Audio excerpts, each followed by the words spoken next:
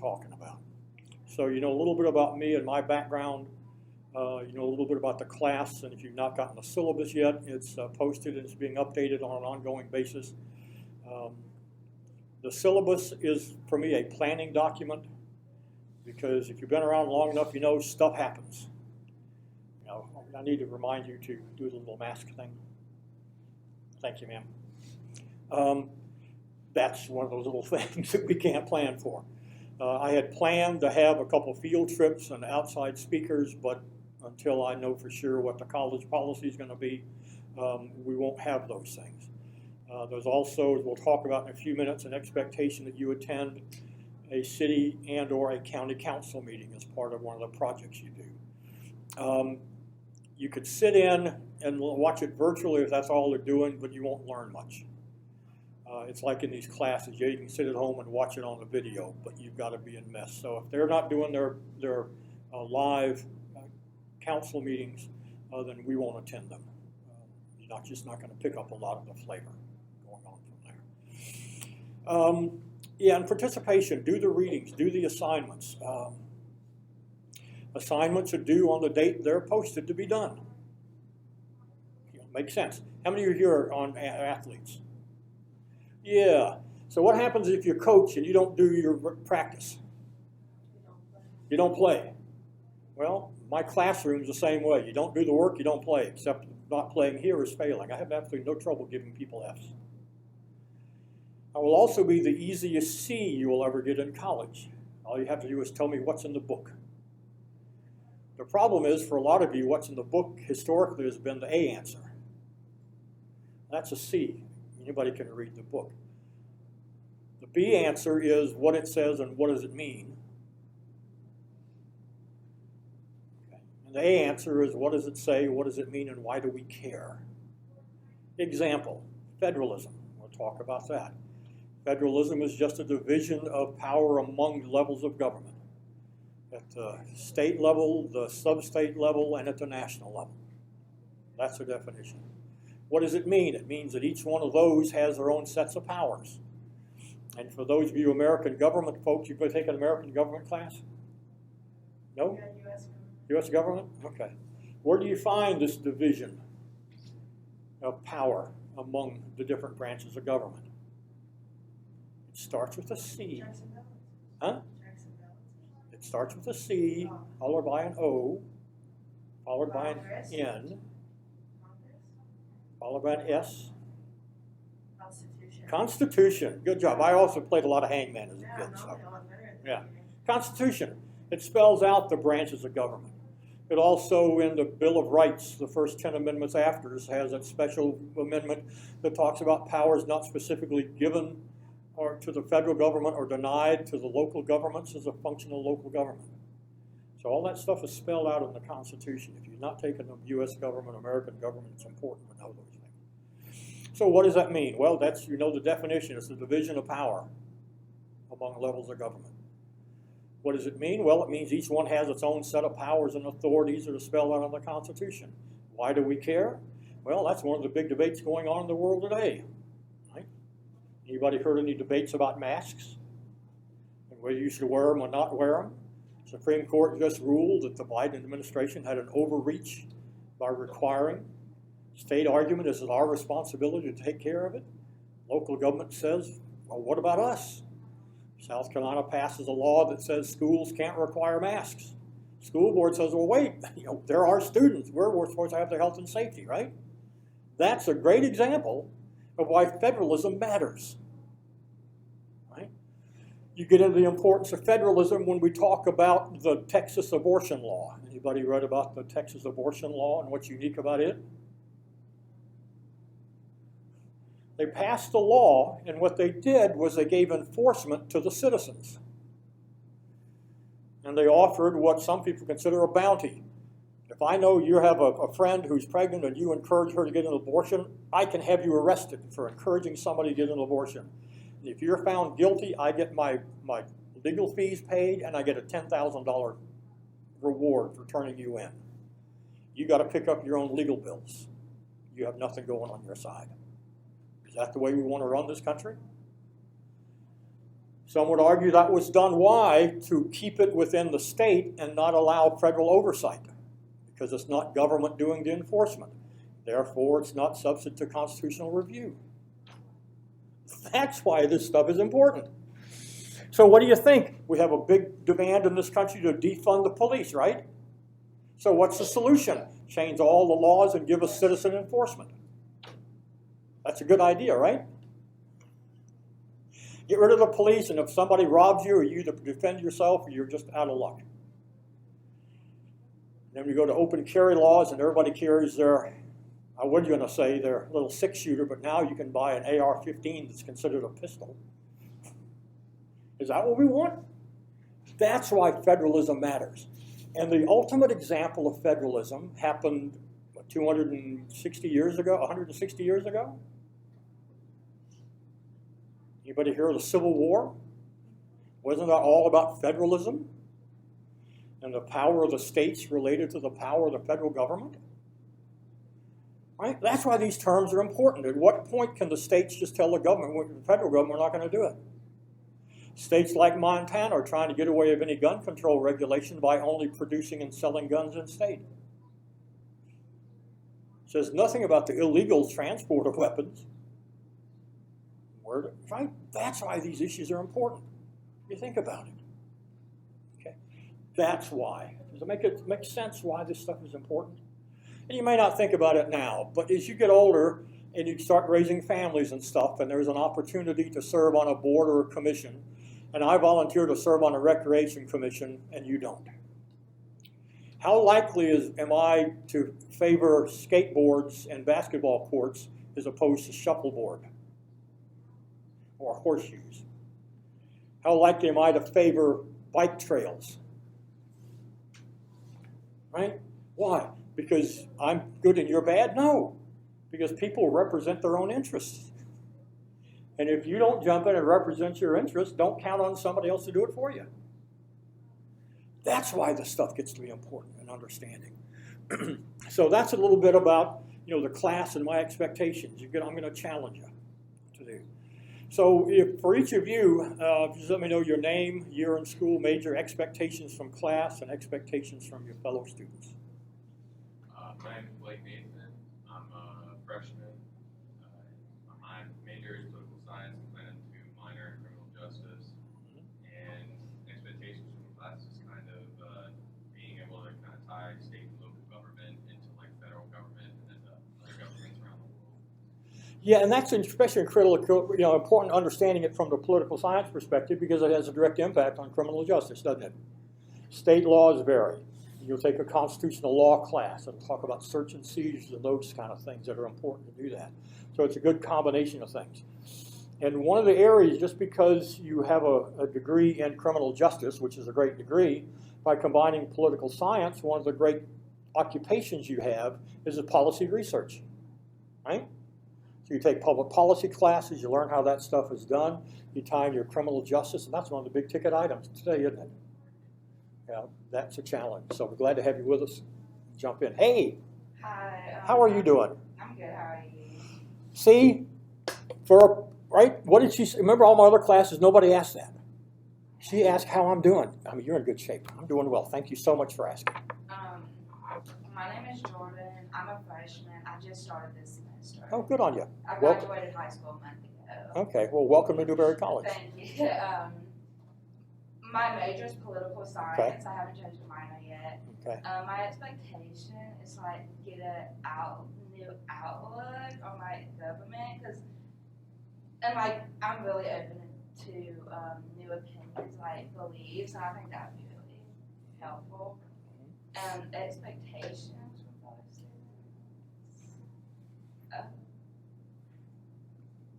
That makes my job easier. Yeah. Okay. Now, one thing you mentioned is important for you to mention is this idea you're open to opinions. I do not grade, I do not evaluate anybody based on their opinions.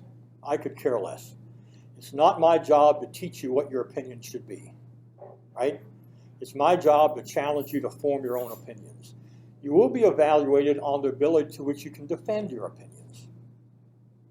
If it's just because I just think that way, it's tough, it's not going to work. But opinions, I don't care. I have my own, and if I do my job right, you'll never know my opinion about anything. Right? And that's going to be the challenge. And so when you make comments, if I question or say, hey, that's dumb, it's not, but it's my way of getting you to think. Right? So I'll disagree with just about everybody, right? Yeah, you've been here. But that's part of what I think I need to do, is challenge you to develop those things as you move forward. So glad to have you with us. Welcome to college. This will be fun. Yeah. Hey. I'm Caitlin. I'm a sophomore. I'm a double major in criminal justice and poli-sci. Expectations are just the usual. I'm gonna learn. Yeah. Justin. My name is Tristan. I'm a senior in political science. I don't know my expectations for the class other than what I've been told, which is it's a way to learn how to get into government, but that's about it. Expectations from students, I would say at least say something rather than be quiet all the time, because I'm probably going to do the same. But some kind of noise would be good for all of us. You also are interested in computers, right? No. No. I thought you were a big computer geek. Not a geek. Somewhat. Somewhat. Yeah, the only reason I mention that is anybody who's interested in computers and those kinds of issues, that's one of the big fields that's opening up in local governments, is IT and people have understanding of how technology works. Right? Because one of the things that I'll challenge you in here is that ever popular critical thinking. Right? You know, critical thinking skills is the ability to take and evaluate it based on your own knowledge and experience, not just accept it because somebody you thought about told you to think this way. I'm teaching an inquiry class this semester, subtitle, but I saw it on Google, The Search for Truth in the Internet Age. So what I'm trying to do is get you to challenge and question. Just because it's always been done that way before doesn't mean it needs to continue being done that way.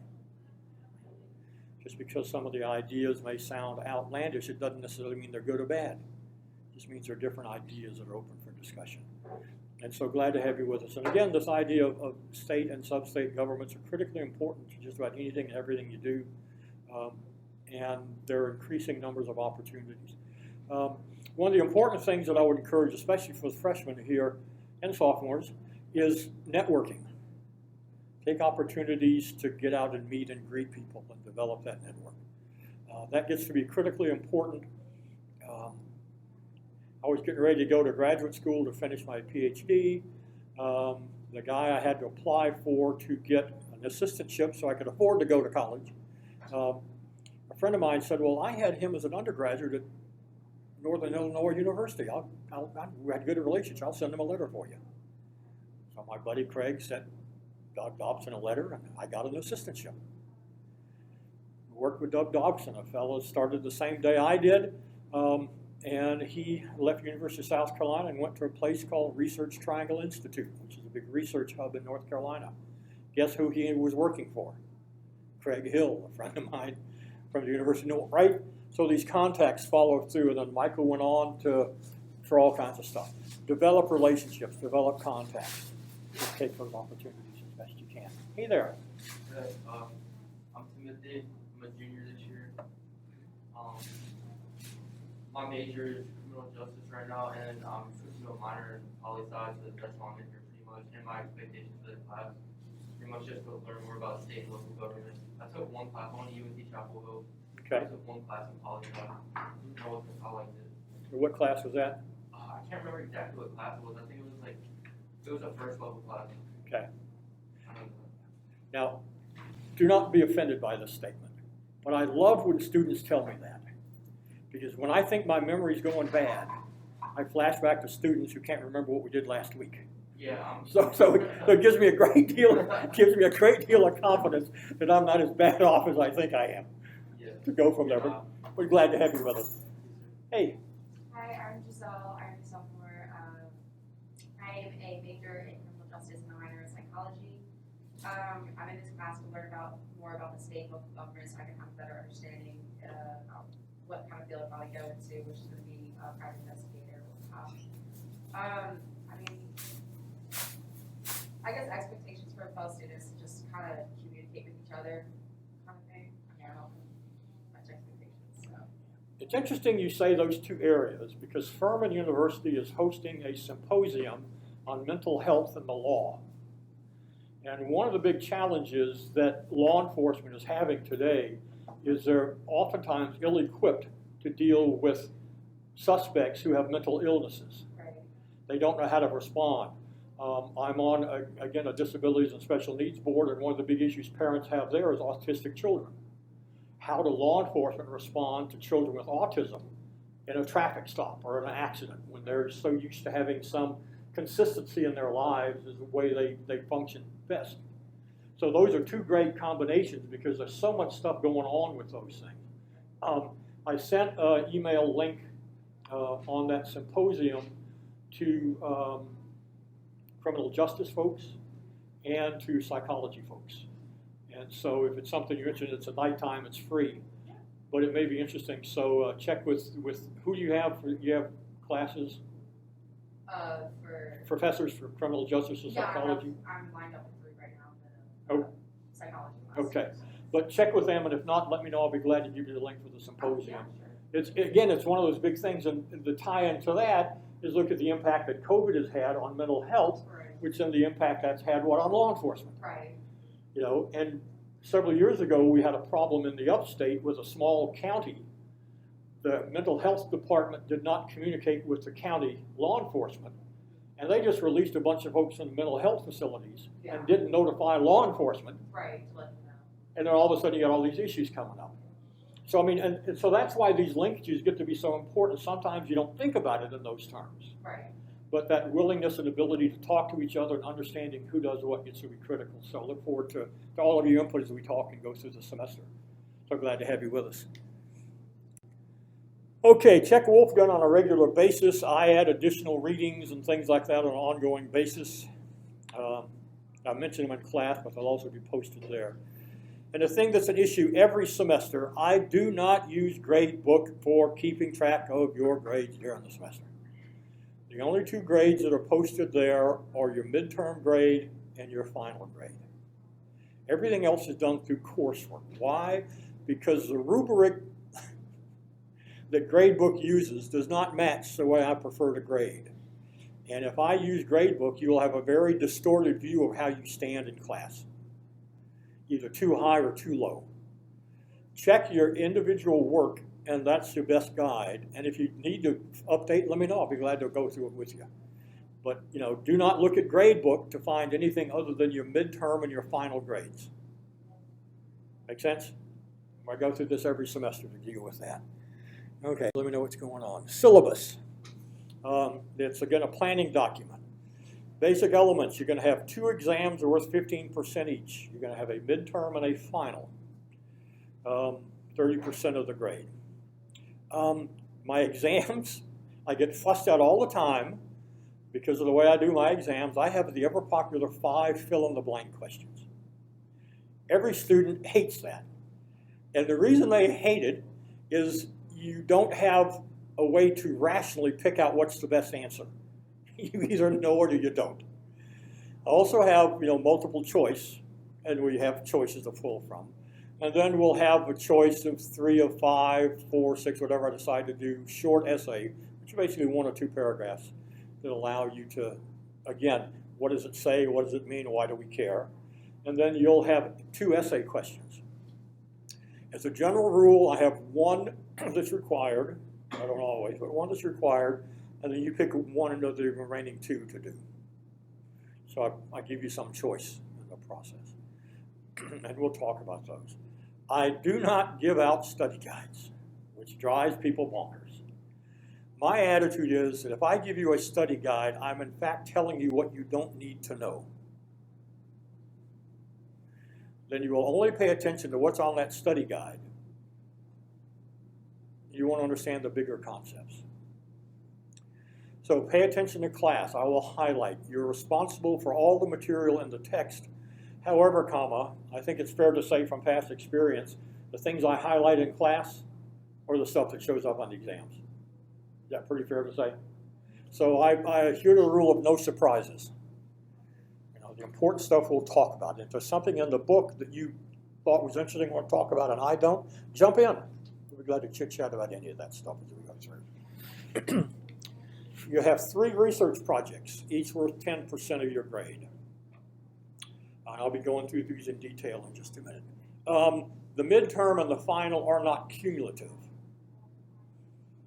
So the midterm takes up what we did the first half of the semester, the final takes up what we had the second half of the semester. It's not cumulative to do that. And I also had some concerns in the past about the short number exams. So what I did is I just decreased the percentage of your final grade. So those of you that panic taking tests, it should help out with that. We'll go through those. Critical review, we have 2 essays that are worth 10% each, and we'll go through those in a few minutes. Class presentations. On each of your 3 research projects, you'll be doing an 8-minute class presentation in addition to the written work that you do. For the class presentation, you may use a presentation software if you choose. It is not required. If you're going to do that, make sure I have it at least a half hour before class starts, because I don't want to take up class time loading presentations at the last minute to go from there. For the participation from the students, I expect you to pay attention to the presentation and ask questions. What did they say that made sense? What did they say that didn't make sense? Personal reflection paper I do at the end of the semester. It's due the last day of class. And that's just basically a short essay that says, what difference did this class make? How did it change your understanding of the topics we talked about? What did you like? What could have done better? What would you like to see included?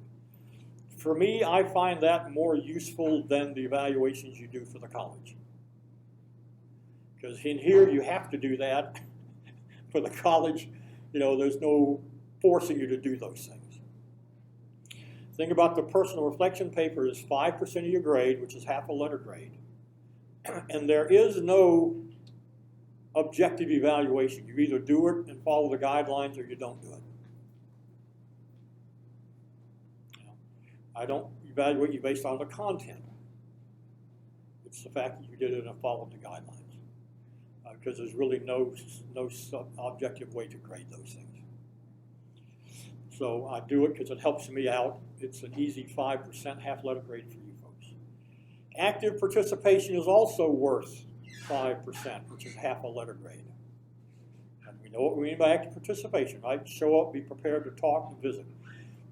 I realize that some of you may not be comfortable speaking in class. For some of you, you're early in your career, so this is a whole new world, right? But talking to folks is what we're going to do, regardless of what field we go into, right? We're going to have to get used to talking to people that we don't know or aren't familiar with. Okay, so go on from there. So make sense how that's spelled out? Okay. The first research, and again, these are tentative dates, but they're, as of today, they're firm. Your first research project is going to be to pick a state. First come, first serve.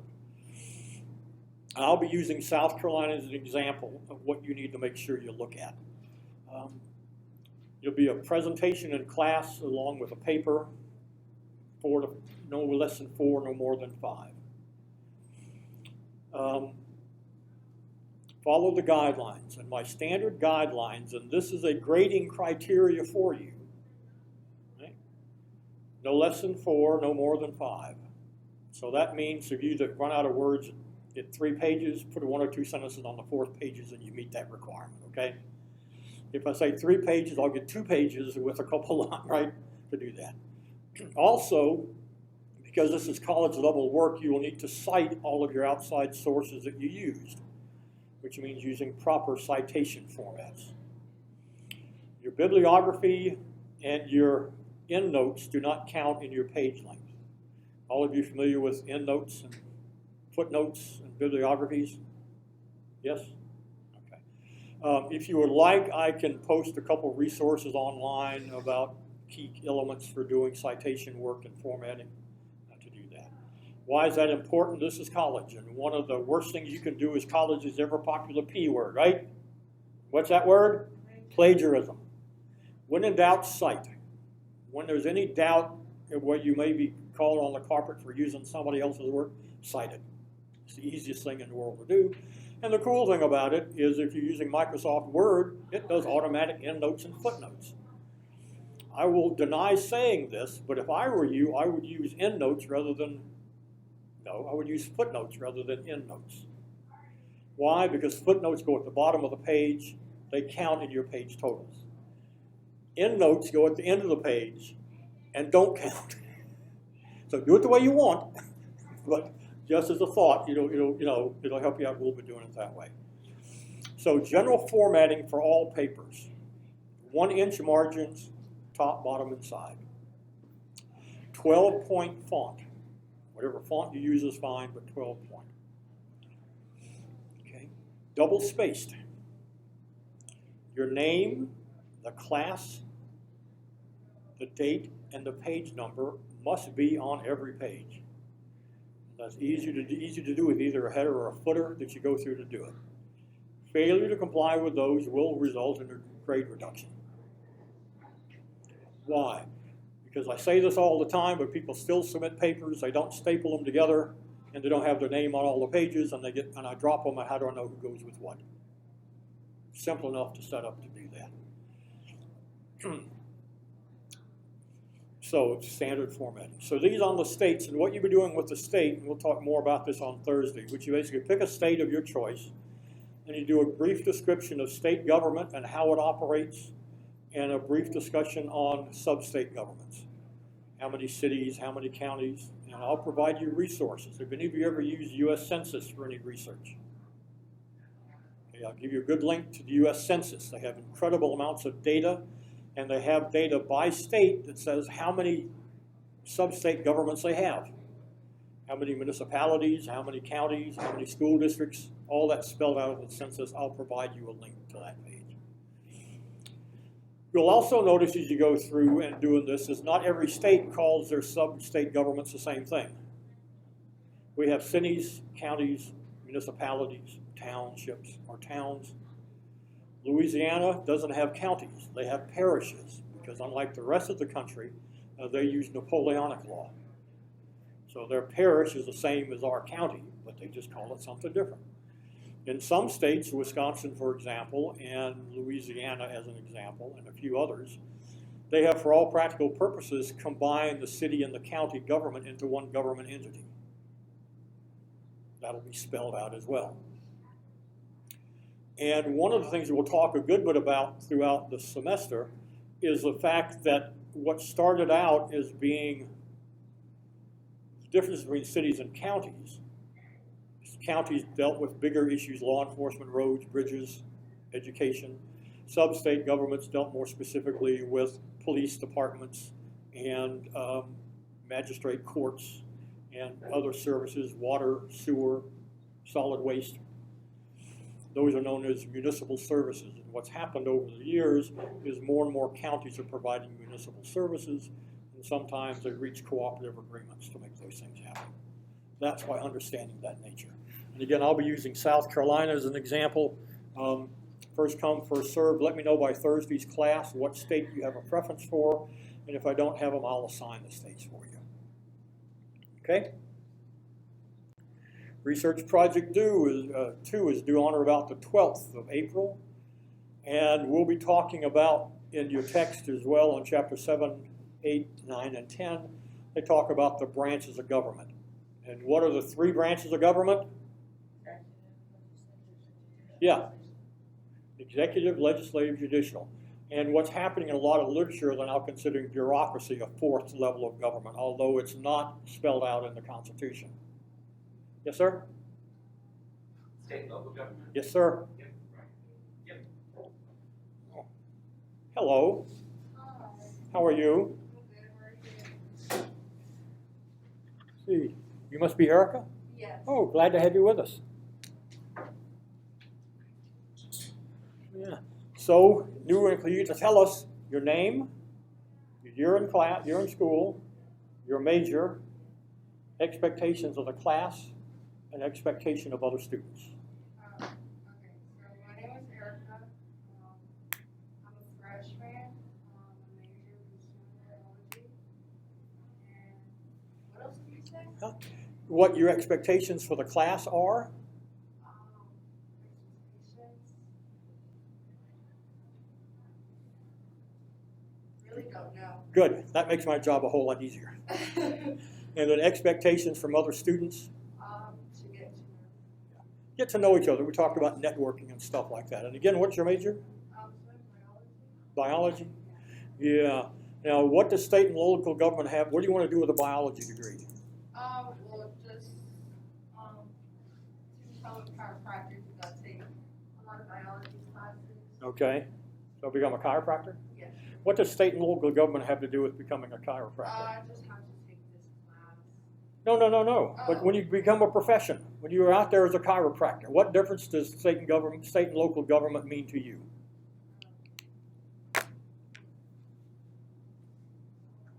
Health and safety requirements, licensing requirements. All of those are subject to state and local government requirements and restrictions. You have issues of zoning, where you can place your business, right? So no matter what your job is, no matter what you do, state and sub-state governments are going to impact you. And so learning about that at this stage will help you out long term because you have at least some basic understanding of how the system works. So it will be relevant no matter what your degree field is. So glad to have you with us. What we've been doing so far is just going through the syllabi, which is posted, and going through the projects that are due. The first one is due February 17th, and it's pick a state and do a report on that state, and I'll give you more specifics when I do mine.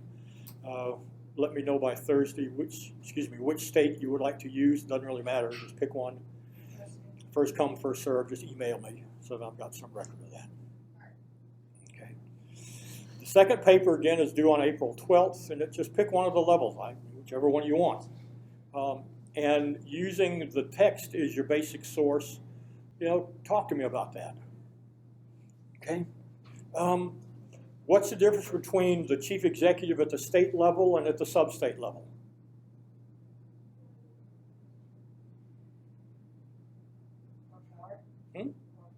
Power. The job is basically the same. It's just the area of responsibilities are different. So be able to link those things in. In a lot of cases, the chief executives are elected, but in other sub-state governments, they're appointed, or they come out of a board or a commission. The legislature. At the state level, they have the legislature, right? To make the laws. Who does that at the county and the sub-state government? County councils, municipal councils. Right? Do that. What about law enforcement? The judicial system. Predominantly federal, but state jumps in. Sub-states have it. Counties and localities have their own judicial system. In some areas, both the city and the county have their own police department. South Carolina is one of those unique states where the county is required to provide the jail. And so one of the ongoing debates in South Carolina was, well, we have more inmates that are from the cities than from the counties. Why should the county citizens subsidize the city's tighter laws? Federalism, the debate that takes place, okay? Again, prepare both a class presentation and report. No less than 4, no more than 5. Standard formatting and stuff applies to go through. And again, we do great on that. The third research paper is due May 3rd, and you will address opportunities for citizens to participate. One of the easiest ways to see that is by looking at boards and commissions and opportunities to volunteer. Now, I will give you a couple readings out of a handbook that was done by the Association of Counties that talk about boards and commissions and citizen participation. You might want to make note of who wrote those sections because I'm the guy that wrote them. Okay, so make sure you read those things. Also, if you ever go to the Encyclopedia of South Carolina, I did the sections on state and local government in that encyclopedia as well. Okay, so I want you to learn those things. And so every city, every county will have information on those. Census data may have some information. We'll talk about that as we go forward. But this is an opportunity to kind of gather that during the semester. Okay, so I try to get these things done earlier than later, but just with timing, we'll go from there. But I would encourage you to start early on these things, because what's a procrastinator's motto? Why put off today what you can put off tomorrow? And that's what will get them and bite you in the butt. So make sure those things happen. Questions on those? Okay.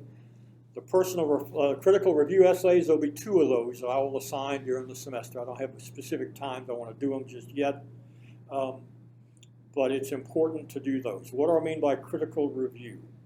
I do not want a book report. I know what the book says, or the article says, or the video says. What I want to know is, what do you think about what they said? How does it add to our discussion in class? What new perspectives came out with it? So again, if all you do is tell me what's in the book, but what I want you to do is, what do you think about it? What difference does it make? Does it make sense the way it's put together? How does it change our view of what we're talking about in class? So 2 of those will be done. No less than 4, no more than 5, citation, all those standard formats, name, date, page, class, every page to do that. One thing about essays, whether it's on the exam or whether it's the critical review essays or whether it's your papers, I do not grade specifically on grammar. Okay? However, 2 papers with exactly the same information, one that is well written, standard grammar rules applied, well punctuated, okay? No run-on sentences, no subject-verb disagreements, properly cited, is going to get a better grade than the one that's just very sloppily put together. You're in college, right? So the level of expectation. And it's practice. When I went as an undergraduate, we had at our college the 7 deadly sins of English grammar. And any 3 in any paper in any class was an automatic F on that paper. Right? So, I'm not that rigid. I'll make notes and comments on them. But again, the work you submit is a reflection of who you are. Is that fair to say? And that's what I'm trying to get you to understand. Everything that's got your name on it should be a reflection of the way you want to be treated and respected by your colleagues and by the faculty. Okay. The cool thing is, if you use Microsoft Word, guess what they have? An editor, better than a spell check, an editor that'll go through and it'll show you punctuation problems. They'll show you possible misspelled words that can then help you. They'll show you these things and go back and highlight what needs to be done. However, just because a word is spelled properly does not mean it's the right word to use. If I write something, we will now have class on Thursdays, and we will not have class on Thursdays, both are spelled properly, but they give a different meaning. At the University of South Carolina, I worked at a place called the Institute for Public Affairs. You take the word public and remove 1 letter, it changes the word significantly. And someone will notice, just because it makes it to the spell checker. So go back and reread your work. Okay, 2 of those coming up. Personal reflection paper, it's shorter, no less than 3 or more than 4. There's no expectation that it's a research project. There's no necessity for citations or any of that kind of stuff. What do you think? How did this class make a difference in your understanding? Right? What did you like best about it? What could have been done better? What would you like to see added? And I use that for me. And again, you either do it or you don't do it. If it's 2 pages, you're not going to get full credit because the requirements are what? 3 or 4 pages. So that's the only way that the stuff comes about. Make sense as we go forward? Okay. We've talked a bit about active participation. Beware that absences negatively affect your participation grade. If you're not going to be able to make class, let me know ahead of time if possible. That allows me a paper trail when I don't report you with an early warning, for not coming to class, or they now have administrative withdrawal. You could be administratively withdrawn for the class after 3 absences. You don't want that to happen. Keep me in the loop, and as long as I can justify why I didn't report you, then that's better for you and better for me. But just let me know. And I don't know a great deal of detail. Your dog can't really eat your homework because you're submitting it via email. So that's usually right. Well, I mean, I'll work with you as best I can. Okay, course calendar. We talked a bit about that. And again, it's a planning document, and if things free up, I've got guest speakers who's willing to come in and talk, and I've got a trip down to a major association in Columbia. But all that's on hold until we know what's going on. And the city-county council meeting we talked about earlier, if they're doing it just virtually, you don't have that requirement because you're not going to pick up much by just watching it online. Which comes back to this. If you get diagnosed with COVID or are on a quarantine from COVID, make sure you follow the college's protocol. It's great if you email me ahead of time that I'm on quarantine or I don't need a whole lot of detail. Because sometimes the college paperwork doesn't catch up with what's going on with you, right? So if you let me know, then we can backtrack to make sure you get credit and the stuff is done. The key is that from an attendance point of view, I cannot just take your word for it because the college has the protocol in place. Again, I don't know a lot of detail. I'm in quarantine, whatever it might be, just so I know what's going on, which then triggers me to look for something coming from the college. Okay. So make sure we do that. Enough said? Which then brings you up to the next question, remote access. I have had less than stellar results using technology to stream my classes live. Even while I was working this morning, my computer froze up and couldn't access the college's network. I have 700 megabyte connection speed at home. So if any of you need to meet one-on-one and want to do it remotely, I'll set it up after class hours, and we can do a Zoom meeting to your heart's content. But I do it from home because I have better control over my technology. Which means that if you miss class, I will not be streaming it live. However, I do record the PowerPoints. And although it takes a bit of time, I convert them and post them on my YouTube channel. And this is a link to my YouTube channel. I post the PowerPoints after class, and I post that as soon as I can get it converted, but I have to wait till I get home again because of this stuff here. Okay. That's not a complaint, it's just a statement of when it gets done. So it'll usually be that evening or the next day before they're posted live, or posted that you can go to YouTube to do it. And then this is the link, okay, to make sure it happens from there. Questions, comments? Makes sense. Okay, and again, keep key on getting the syllabus and read through it. It tells more about attendance and all those other kind of things. I highlighted some of the major points with there. Some of the terms and concepts that throughout this semester you will have an opportunity to demonstrate your understanding. Is that good enough clue? Okay. We're talking about federalism and what all that means and how that relates to us. We'll talk about nationalism, right? And issues such as America first, is that a good thing or is that a disruptive thing? What does it say about countries?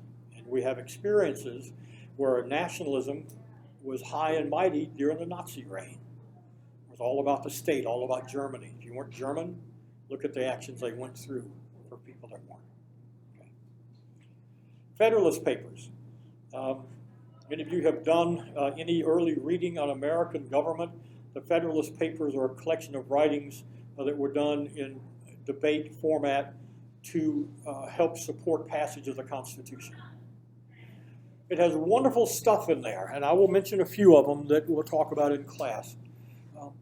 But they have such great things in there that if men were angels, government wouldn't be necessary. They understood the weaknesses that we have.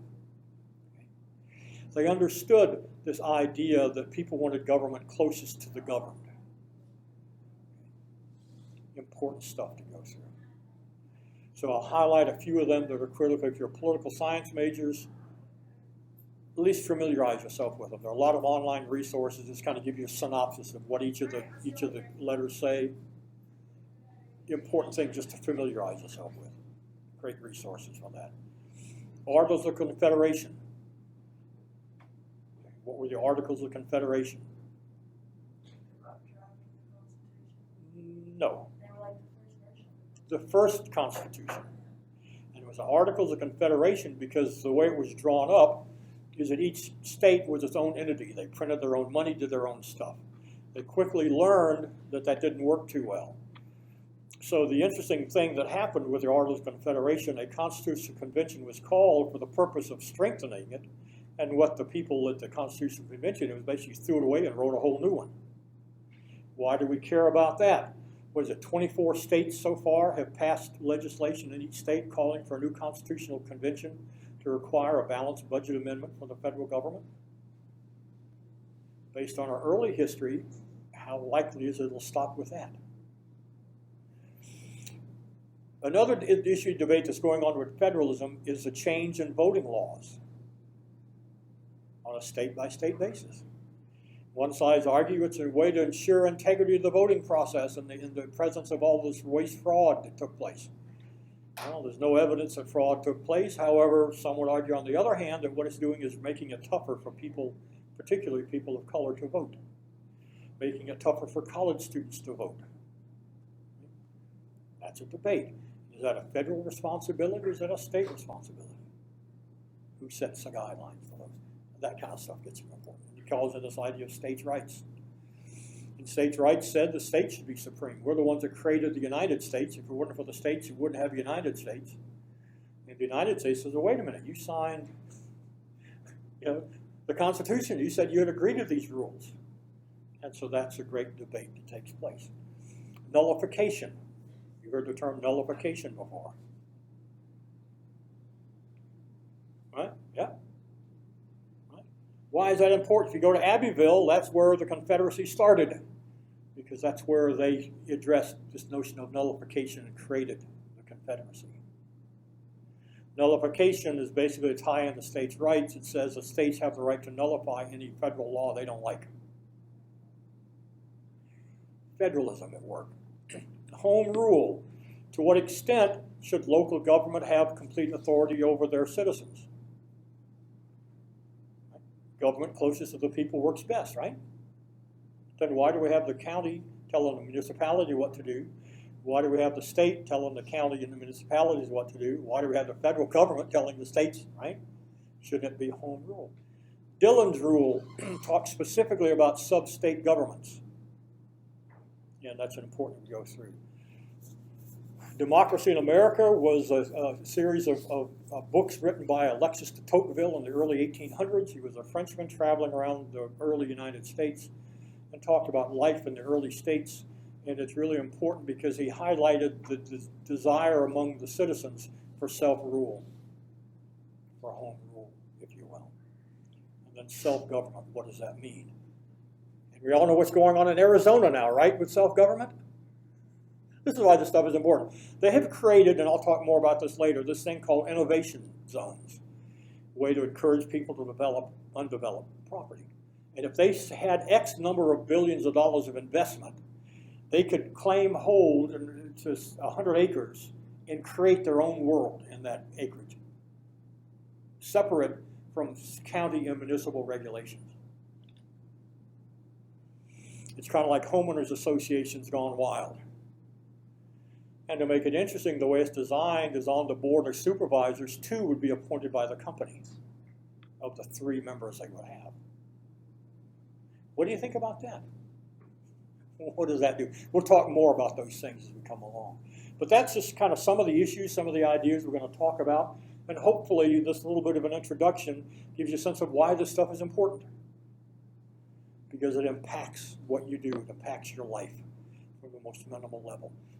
It's also critical, and why we do that last one about citizen opportunity to participate, is your greatest opportunity to participate in government comes at the local level. When I was a county council member, I couldn't go anywhere without somebody stopping me and wanting to talk about what's going on. Right? You see your county administrator, you see your county officials, you see your municipal officials, you even may see some of your state officials that come around. So understanding that process makes sense. Questions, comments, concerns? Make sense what we're doing? Okay, so follow the calendar, start reading in your text on state and sub-state governments, the early one beginning chapter and one later chapter. We'll start our discussion about that. We'll do a presentation next Tuesday on South Carolina government, which then becomes your model that you'll want to use for doing your presentation on the states. Keep me informed, let me know what's going on. If I know ahead of time, we can solve anything. But keep me in the loop, let me know, and we can work through it. As a rule, I do not accept late work unless prior arrangements have been made. What I have done in the past is if you turn in late work, and I'll do that again this time, if you turn in late work without prior approval, the maximum grade you can get on any late work is a C. Because it's not fair to give you the same grades of people who contacted me to let me know they're having a problem or did it on time. But a C is better than a 0. Keep me informed, let me know what's in the loop. If you need me, beat me. My office is 108 downstairs. I do not have a Newberry College phone number, so you have my cell number. My preferred method of communication is email, and I'm usually in my office starting about 8 o'clock on Tuesdays and Thursdays, and we can make other times as appropriate to meet your needs. Well, welcome. Glad to have you with us. Isn't this exciting? Okay. Well, have a great one, and we'll see you on Thursday.